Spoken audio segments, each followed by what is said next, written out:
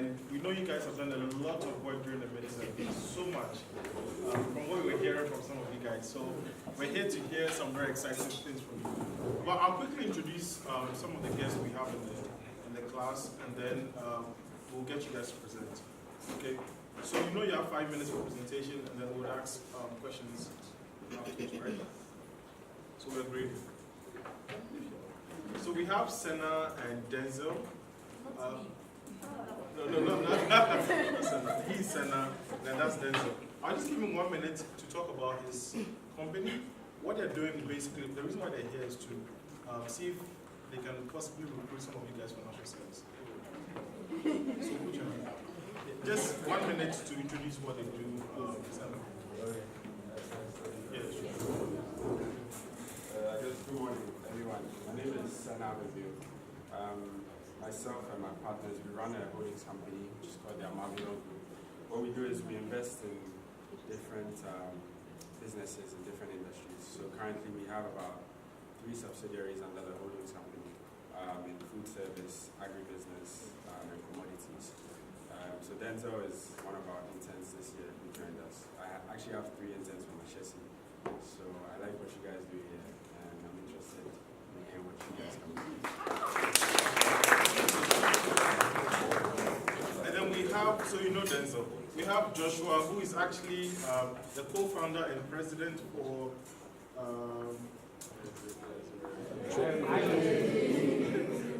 I think it's called Personet, right? And he's actually the advisor for Fresh Hop, right? Good morning, everyone. My name is Joshua Pokajima. I'm a serial entrepreneur and a computer programmer. I'm also the president of Variety Network Hub, an internet of things community in Ghana at the Kofi Annan ITC Center.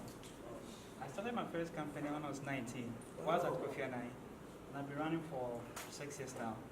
We are now into robotics and internet of things application. So I encourage you to pursue whatever thing you're working on here. After the project, don't abandon it for the school. You have to be able to build into business. There's a friend of mine called Ashesi. He was able to build his student project into a business now, and now he's recruiting a lot of his colleagues from school. So I encourage you all to also do the same. Thank you. Then finally we have Richard, who will introduce himself. He's an advisor for Agro. So maybe you can just tell us quickly. Hello everyone. My name is Richard Bryant. I work with students a lot, and my company is called Coach Train. We have 2 training facilities in Accra and Kumasi. What we do is we train global software developers, professional software developers, and we match them to companies all over the world for employment. So yeah, that's what I do. We also have some internal guests joining us. So we have some, I think our volunteers here. You all know them, right? Yeah. You don't know them? Name will be great. A name, yeah. So maybe you can share your names with us.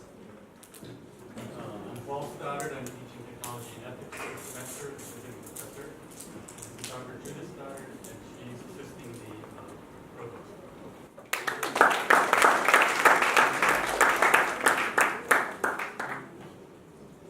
We'll start with Renovate. Can we have the team up?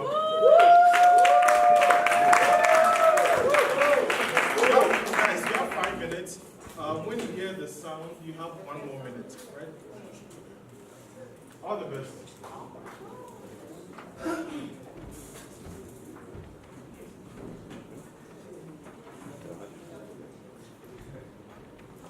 Good morning, ladies and gentlemen. This is Renovate. Our mission is to continuously improve the renting process for young working individuals in Ghana. In the long run, we aim to make renting accessible for young working professionals. We have limited liability because of the nature of our business and exposure we want from real estate. In the industry, currently there are relatively big players in the industry. The middle class is currently 1.3 million and is growing annually. According to Greda, their empty houses is a major problem in the industry because those who want to rent this can't afford it. Even the industry in deficit is about 1.7 million units. Meet Della, a property owner who is married and the head of a bank. He has issues with finding tenants because he doesn't trust platforms like Tonaton and OLX. He has issues with agents because they're not transparent enough. He's eventually not happy with the tenants that he gets. Meet Sandra, who is a tenant and is having challenges with taking loans from the bank and making down payments. What's our solution? We are a web and mobile platform that allows young working professionals to find and rent a property at an affordable price, as opposed to our competitors who do not focus on reducing the burden of heavy down payments. The value that we are providing for tenants is flexible down payments that's between 3 to 12 months, easy access to market, great customer experience. For property owners, we are providing screen tenants and we are providing transparency in regards to charges. Our business model, we aim to charge a fee based for verification for a physical tour and a percentage charge based on the number of properties that they choose. At target market, we are looking at young graduates who have at least 2 years of working experience and cannot afford to make heavy down payments. For property owners, we are looking at property owners that are open to flexible payments to generate consistent cash flow. Averagely, about 16,915 graduates from public schools, which will be larger in private universities. And after 2 to 5 years, these people tend to look into getting renting, and then there's no platform that is specifically tailored for them. For owners, we are looking, there's a mismatch because there's demand and supply, but the only problem in the industry currently is the heavy down payments for the issues of tenants. Having spoken to about 200 people, we realized that out of the 200 people, 75% of them already have experience with tenants, renting property, and they dislike their paying 2-year down payments. So our main competitors are OLX, agents, and Tonaton. So why a customer will choose us over them is because of our flexible down payment, where you are given an option of paying between 2 to 12 month down payment. And why a property owner will come to us is because of our shorter sales cycle, where you are promised of a regular income coming in 3, 6 months, and year. Our pricing strategy is a commission-based strategy, where we are charging between 6 to 10%, depending on the property the person chooses. And an average revenue, we are aiming at getting 500 Ghana cedi on a property per month, and we are aiming at getting 20 transactions. Our sales plan is to work with social media ads and also have a picture of community, showing people where they are going to, the social amenities available to them, and educational facilities available in that community. Also, we want to have testimonial reviews on our site where it tells you the experience of past tenants in the property you are going in for. And in our sales set, in our team and key partners, when it comes to our customer development team, the chief operating officer, the marketing manager, and the sales representative are very important in the role. And the service development, we have the chief operating officer, the sales manager, the lead developer, and the customer development service. We use a discounted cash flow method, and after that, we valued our company to be 6 million. And a share, for you to get a share in our company, you have to pay 577 pesos. And we need an amount of 80,000 to run this business because that covers our operational costs. As a result, we are willing to give investors 1.3% of our company. Risks that we foresee is property owners not giving us a commission after the transaction. As a result, we are going to have contract, we are going to sign contract with them, which is a legally binding document. And our lessons that we've learned so far is that customer engagements are very important because that's what gives us the insight into what we are doing. And the level of income and responsibility that we need as a team determines what would influence your decision. Our next step is to validate our retention plan and stakeholder engagement as well. Thank you.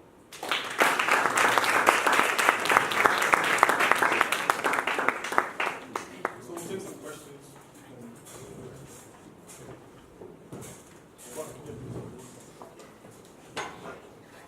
Yeah, thanks so much. It looks like you put in a lot of work. So I want to start like what is the main problem that you are solving? Are you solving the financial aspect of the problem where I don't have money to pay down payment, or you are solving the basic problem of finding a place?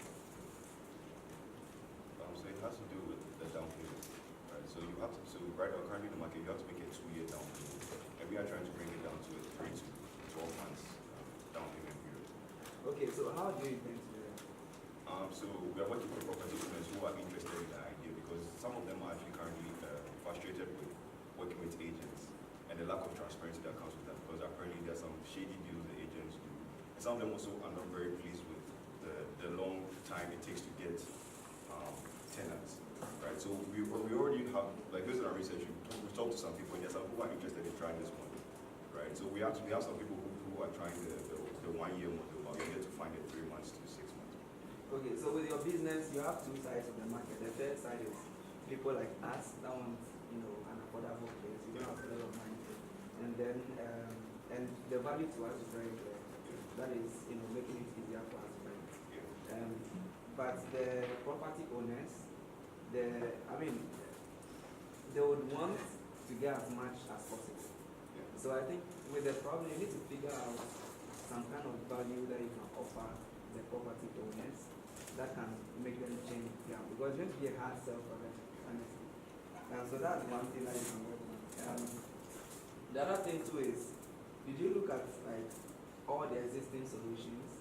Because the biggest real estate listing size now is Mikasa, and you only mentioned Mikasa in your business. You only mentioned, and I think the main competitor was Jumia House, but Mikasa acquired Jumia House. So I don't know why you didn't mention that in your presentation. But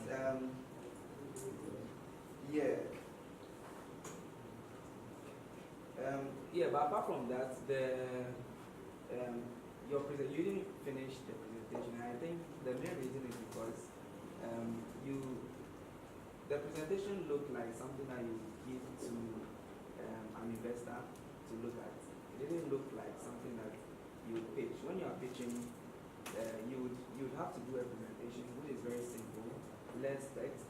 Sometimes it's just a picture, and then for each slide, you know exactly what you have to say to convince us, so that you don't get the audience to be reading from the slide, and in that way you can capture us. Because it seems like you were reading from your laptop, and you were, pacing, and it was very, very difficult for you to follow. That's what So, for me personally, I just want to understand some things. You said it's basically for middle income. Where do you get that stats from in terms of how much middle income forms your target market? I mean, I know it's there. I'm just asking you where you got it from.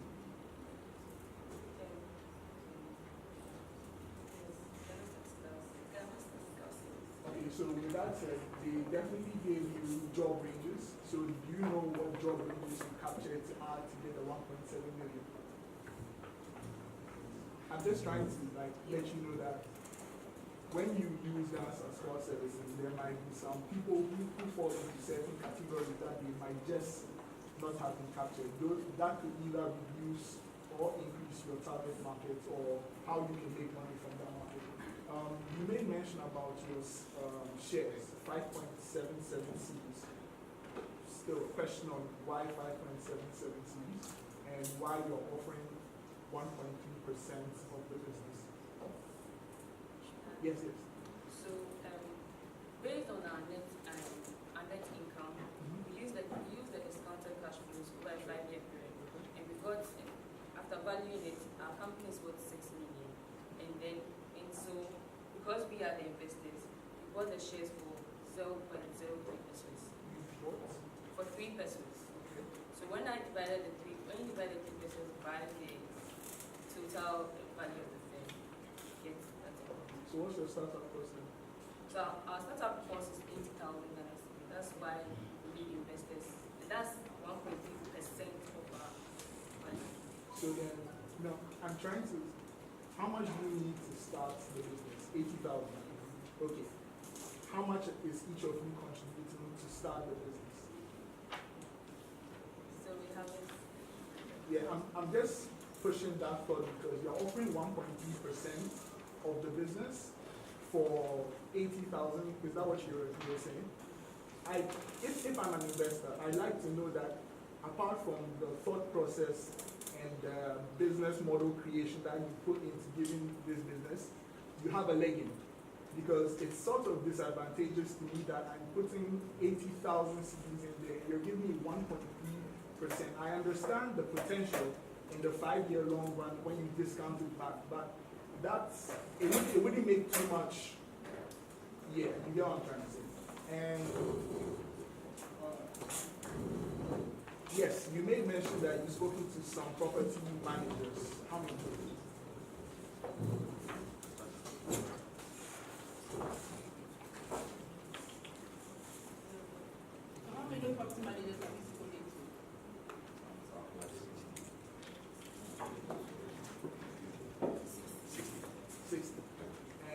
how many of them said they're interested? Currently, we have like 10 that are interested, but 2 that we are testing. So you have 2 that you're testing and 10 that are interested.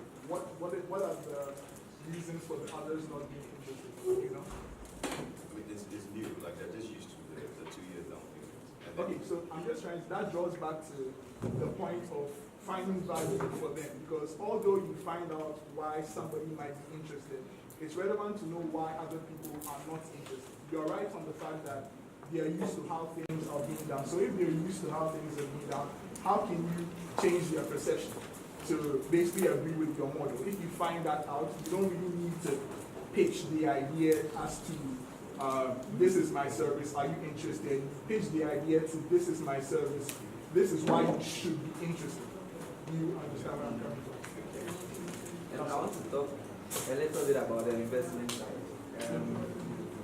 So are you offering one investor? So if I'm an investor and I give you 80,000 that you give, how much do I get? What equity do you give me? If I give you all the 80,000, yeah, I just want to be sure. You give me 1.8%. So we are going to give 1.3%. So if we are to divide that amount over the number of investors that we are going to share, to be less. So each investor will actually get less than So give us Wait. absolutely. You're not calculating.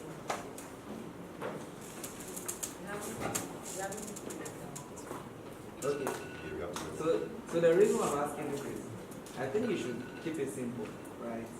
You are starting a business. Because usually I give you 80,000 and you give me 1.3%.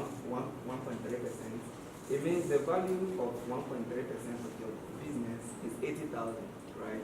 So just imagine 100,000, 100% of your business. That's huge valuation. So usually I keep it very, I don't think until you go IPO or something, you don't need to mention shares and all that. Keep it simple. Maybe just say you think your company is worth maybe $1 billion cedis. I'm just making an example, right? So if you give me 100,000 cedis, that equates to 10% of your company, right? Like refunding back the valuation, right? So you just use, if your company is worth 100,000 cedis and I give you 10,000 cedis, then what's the value of the company? Yeah, well, how much do I get? 10%. So keep it that simple. All right. I really like your idea. That's a very big problem. But the challenge with our culture, there's even a regulation that says we should pay every month.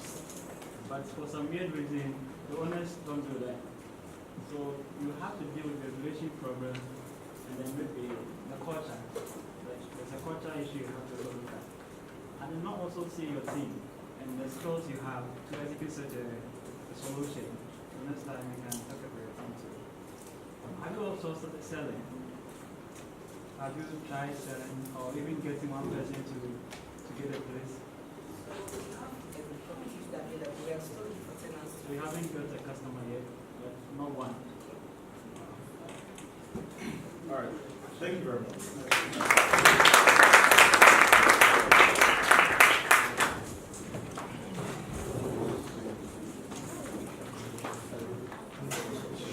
Well, Vanessa says we have 2 new guests that have joined us. Maybe we'll just give them a minute to introduce themselves. Tell us what they do.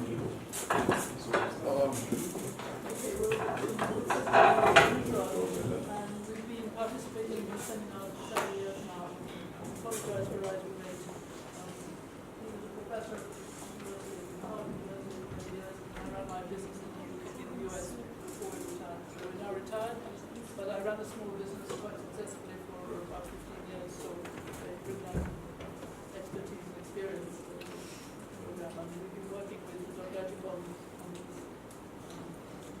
meetings for several years, and I'm now mentor for one of the groups, Mossa. Where is Mossa? Yeah. What's up? Mossa, yeah. Okay, I'm looking for the meeting. All right. So that's the details there. And to hear how you're going on. We're very impressed always by the energy and the insights that you bring, the wonderful things you do in this class, and we're always happy to participate and to meet new students. All right, thank you.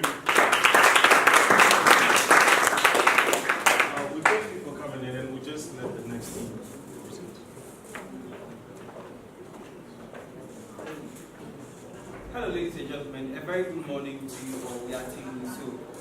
We are here to disrupt the culture of drinking water. The problem of plastic waste has created a cancerous disease that is destroying the ecosystem not only on land but then in the sea as well. Now, in Ghana, we have 59% of the population drinking from sachet water. We have 32% drinking from rivers and taps. And we have 9% drinking from bottled water. Ladies and gentlemen, the combination of the people drinking from bottled and sachet water is therefore 68%. Now, when you think about the cost that is shifted to consumers to pay, you realize that consumers pay so much for water than they are supposed to actually pay. With the addition of the carbon dioxide production that comes from the process of the plastic production, plus the toxins of leaching that goes into water, and there's so many various effects that come along with it. Now, this will only worsen as the year goes on, because by 2050, it is estimated that our population will grow to a population of 50 million.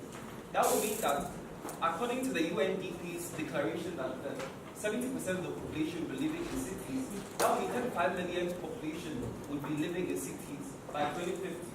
Now, we have a current population of 50 million, yet look at how dirty the cities that we live in are. Therefore, if this number should double, then that will mean that the plastic filth in this country will just be astonishing. Now, our mission as INSO is to create a system whereby we are going to change the way in which people drink water by first beginning from the very culture in which they are using currently by drinking water.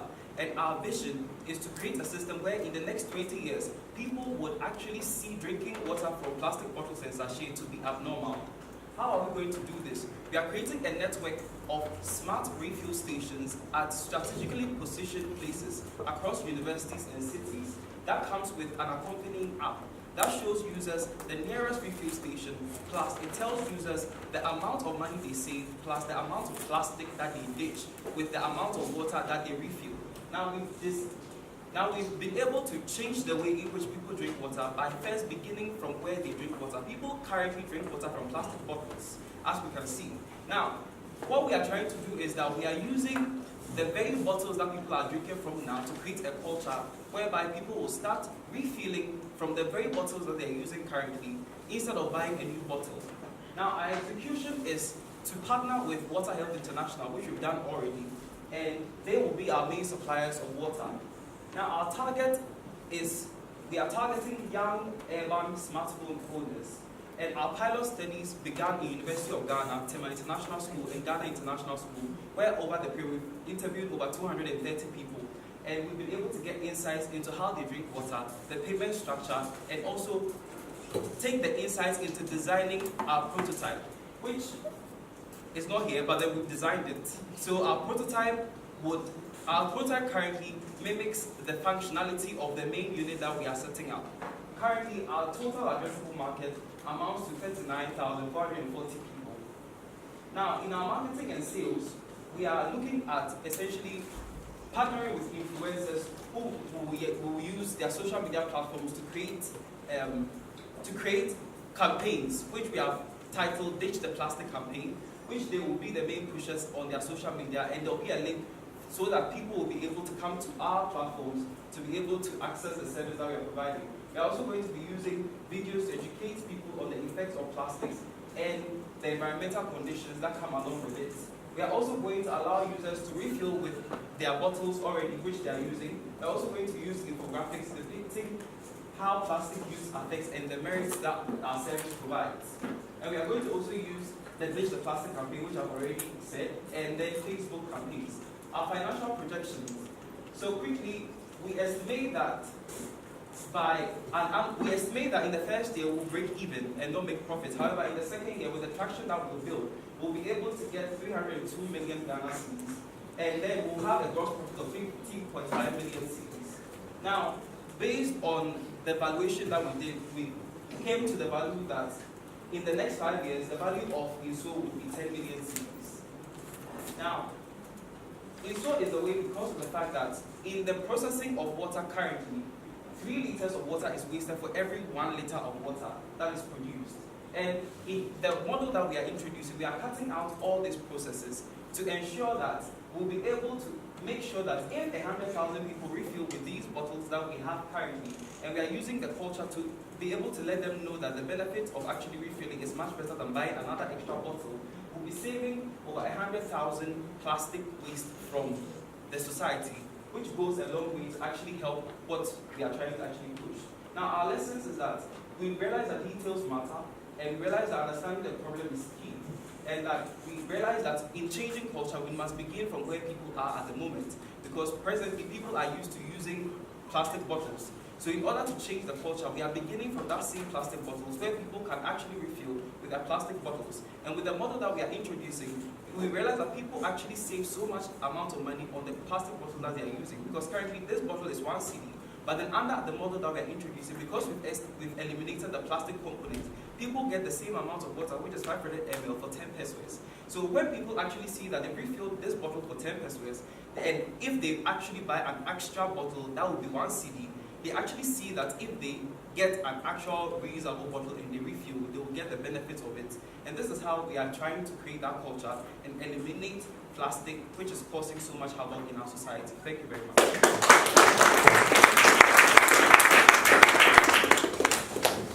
So we'll take some questions from the panel.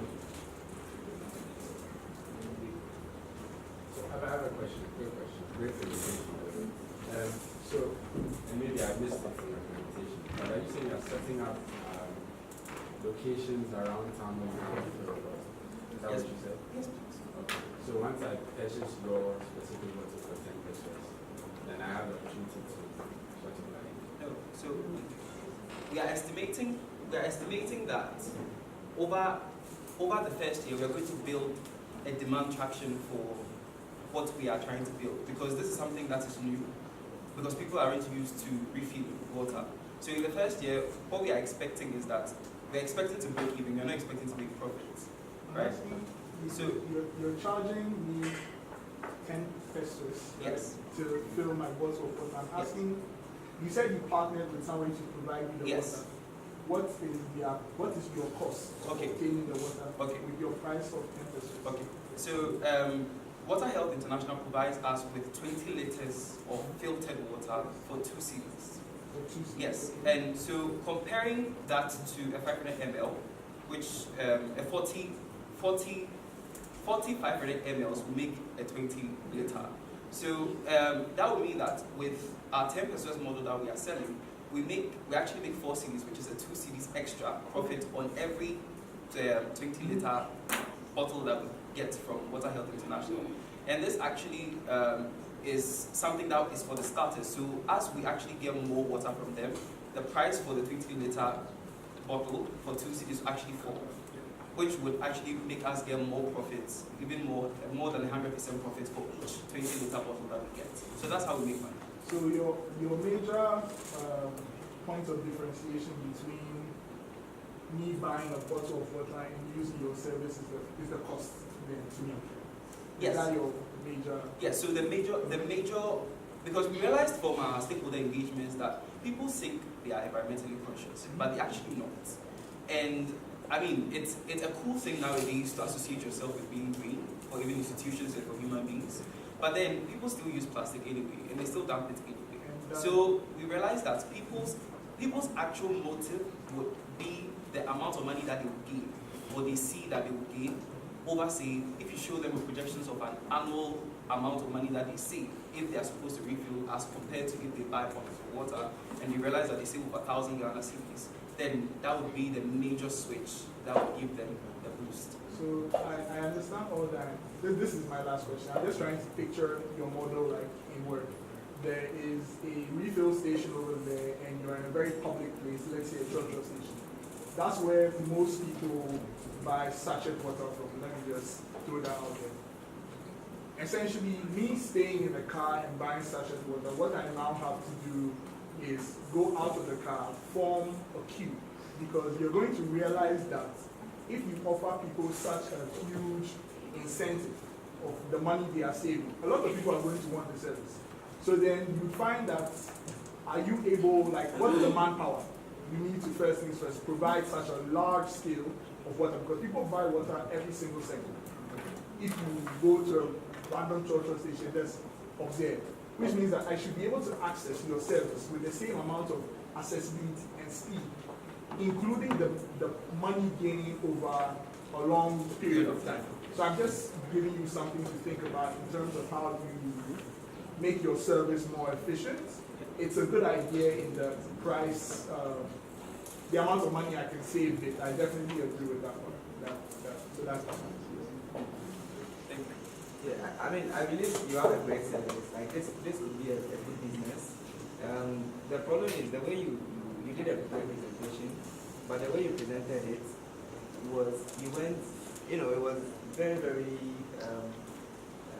too high level, I would have wished we had just done it in simple terms. I'm at the University of Ghana, I need water to buy, I have to rush to, a store to buy water or something, but you provide water dispensers that, solve that problem, and it's cheaper. So in that way, it describes the story in a very easy way. At the same time, it tells the value. The real value is you are selling convenience and cheap water. You are not in the plastic bottles business, but it sounded like it was. And I mean, the plastic bottle part could be an add-on that can, even help you, grow your business. But that is not the main value that you are offering. So yeah, maybe you can clearly define the problem, and then clearly define your solution in very simple terms, and then anything else becomes very, very easy, because this will be a very good business. I'd like to see additional information about your startup costs, getting your bottles out there, and then your ongoing operating costs, not just the cost of the water, but the cost of servicing the stations, making sure they're clean, making sure they're always supplied with water. So, and then what's your break-even point? How many stations do you have to support the staff that you would need to maintain and so on? So all that analysis, not just a function of the cost of water, there's also some other cost elements. I'm sure you've thought about that, but you need to bring that to the table as well. Yes, please. So our main cost is with regards to the units and the systems, plus the water that we are accessing from Water Health International. But our costs at the moment have been directed away from bottles, because we are giving the power to customers to carry whatever bottles that they have to refill the water. So that wouldn't be like the main part of our The vessels to contain the water, and of course, Yeah. you dispense it from somewhere, there's a cost there. Yeah. For implementing. Yes. Filling them up, making sure it's clean. Yes. If you start getting contaminated, you will destroy the Yeah. business. So all those operating costs in addition to the actual cost of water and bottles. Have a rounded sense. And then there's going to be a break-even. The one station, it's not going to be break-even. How many stations do you need now to be a break-even business? And then from there, you go. I think you have a great presentation. The problem was clearly defined, but the solution wasn't that clear. You want to build regulation.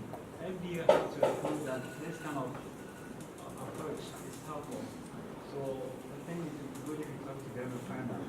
Because exposing water to the outside will attract that. I don't even know if your water or dispenser will be quiet to electricity or the water will be cold. You have to also factor that into it. I don't know if the bottles you wash it at the point of fill, or they have to wash it and bring it. Because the water is always sealed. You take a seal off and you drink it. So imagine they open and they're bringing back. There could be germs. So I don't know how you're dealing with the safety part of the whole business model. So you have to look into that too. Your competition and then your team too, you didn't talk about that. So it sounds really good. Alright, so for time's sake, we'll move on to the next thing. But thank you. So we have two more guests that have joined us. We have Miss Zoyo. She would introduce herself. Actually, the advisor for Swift Homes, like Swift Homes. Could you, alright, just tell us like quickly what you do.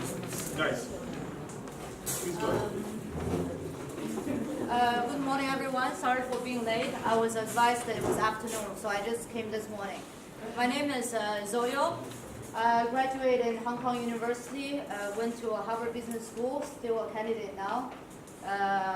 In management of several engineering firms, representing an investment firm here in Ghana, covering ECOWAS. Nice meeting you all.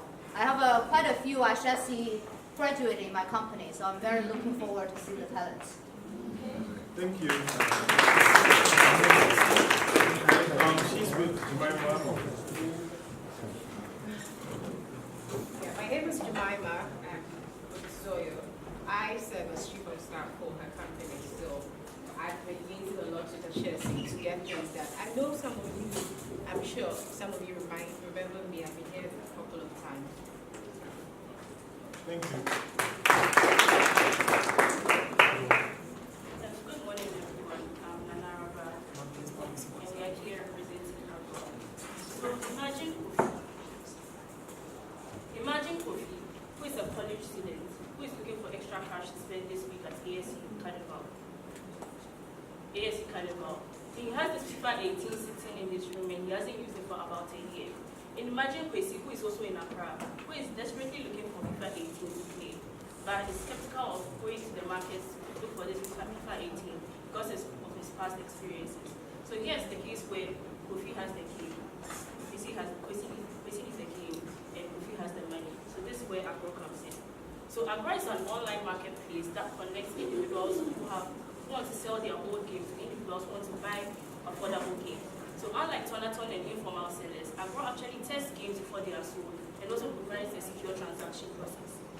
So Agro has two customers, which are buyers and sellers. And over at JD, we've interacted with over 450 customers, 450 individuals, and 80% of them expressed that they would like to buy games that are used, and about 67% also expressed that they would like to sell their own games.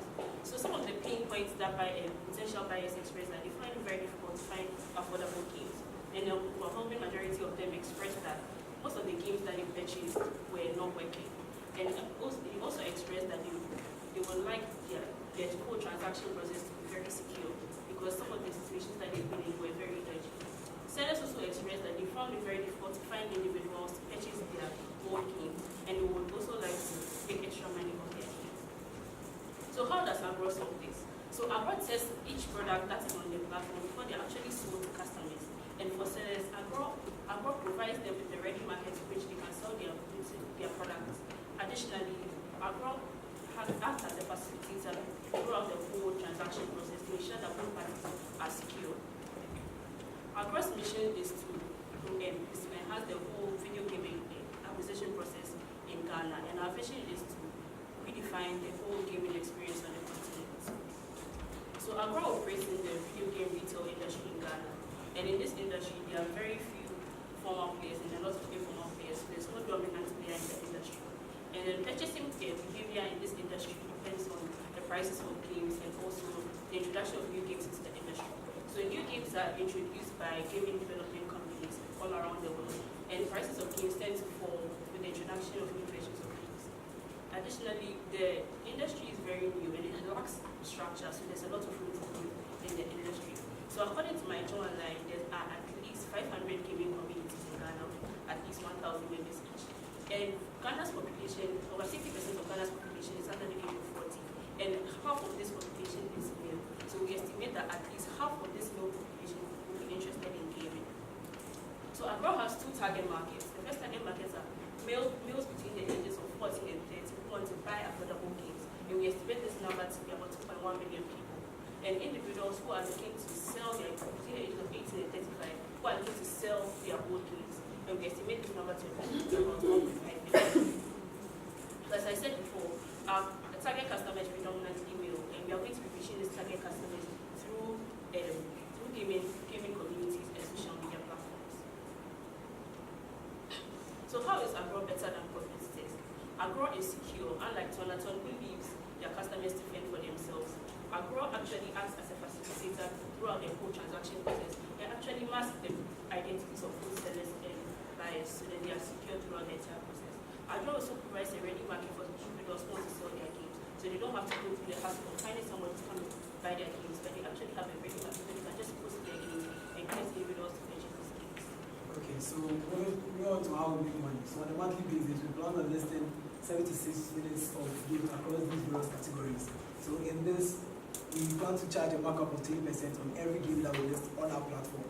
And then we estimate revenue to be 136,248 Ghana cedis at a cost of 88,561 Ghana cedis, which brings us to a total profit of a little above 47,000 Ghana cedis.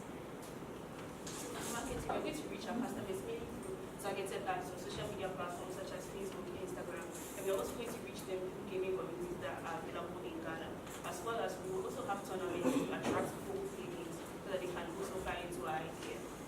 So as a startup, the team plays dual roles. So we have an operations team which ensures that all the processes in the company are done efficiently. We have a customer development team that is responsible for getting and growing customers. And some of our key partners include gaming companies such as Andrix, Madagascar, and Letias, game owners, and delivery services. Some of the risks that we identified in our business offering was the capital of beauty inventory. So thank you.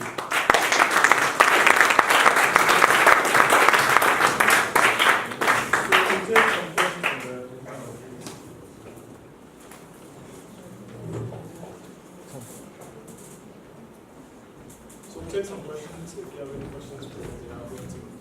Yeah.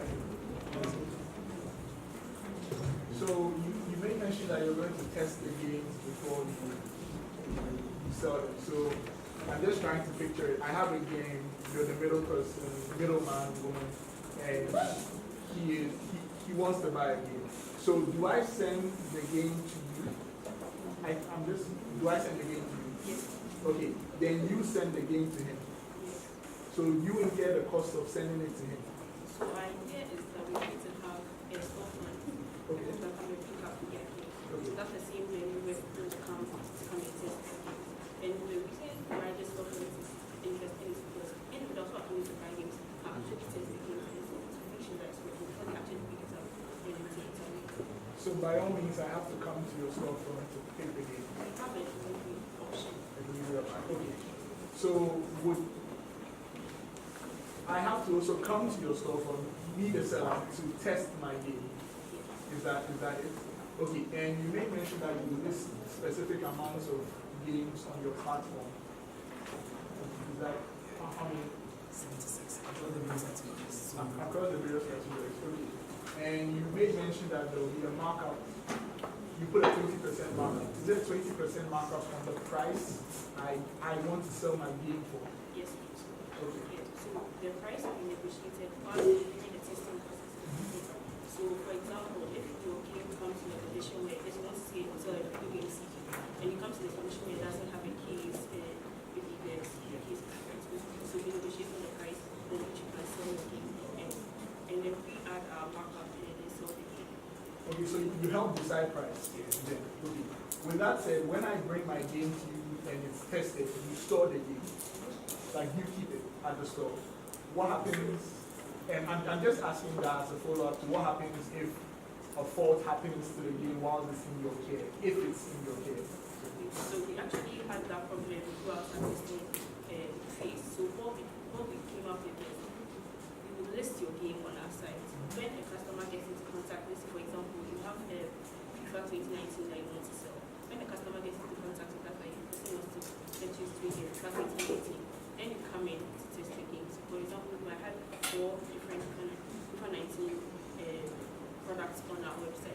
So you come in to test your game, then the sample and you immediately pick up the game from you.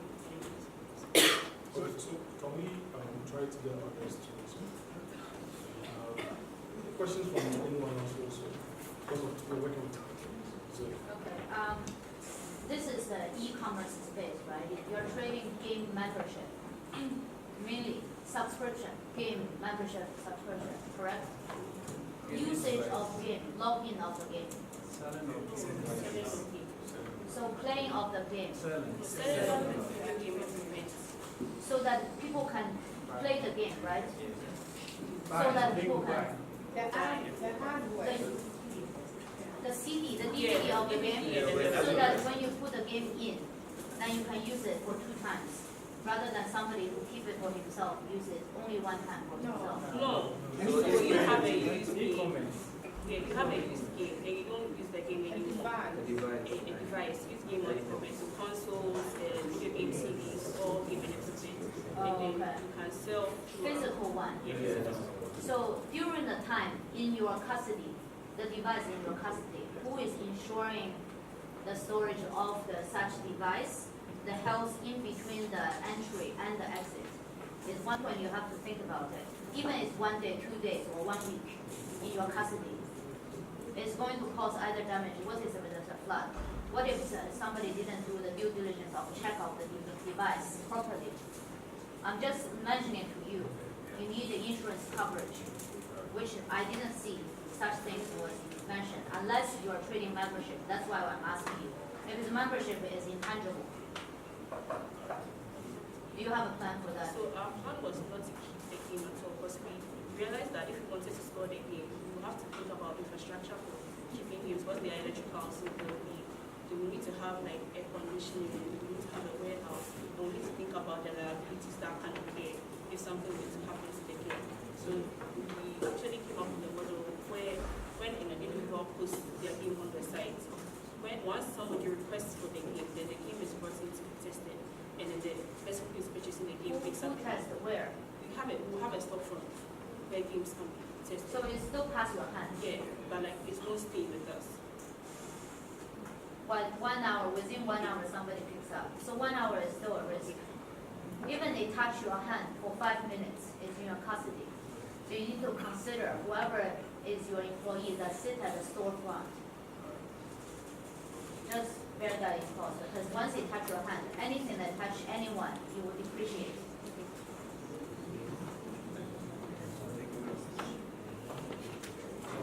Yeah, I think your presentation was great. Gaming industry is very big, but it was more of test than visual, if you can visualize it. Is any of you a gamer? So game is very big. Letting artists be very more with games. So I think it's a great idea. But the logistics, the infrastructure, that's the only challenge. If only you can let the people keep it, but whenever there is a transaction, you can guarantee that everything is smoothly done. Without you being involved in storing all the hardware, that would be really great. Because games also.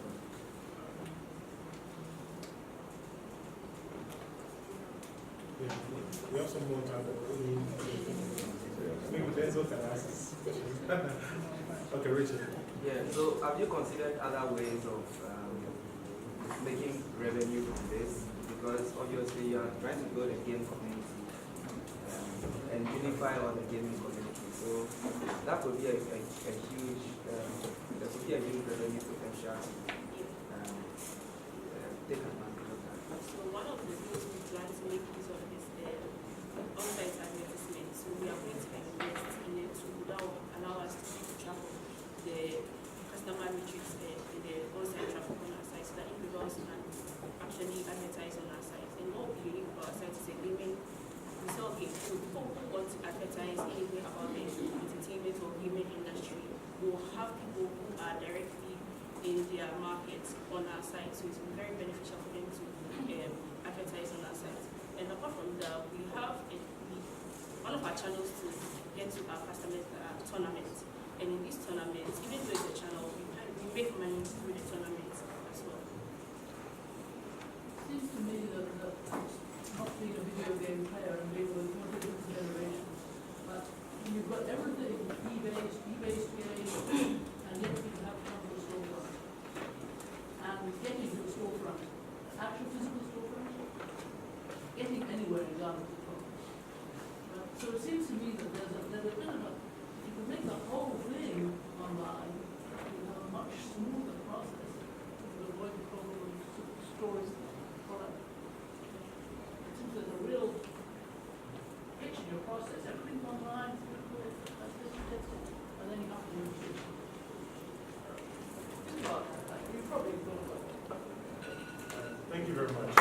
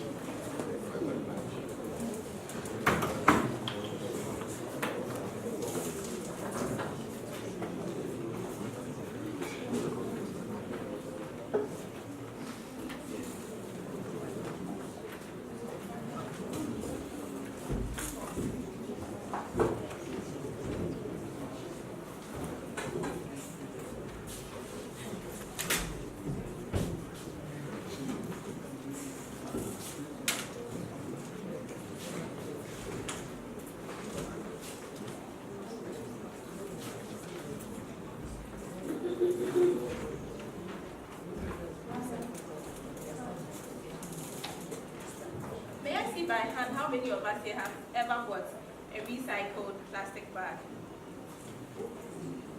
I was so bad. I got them like about 2 weeks.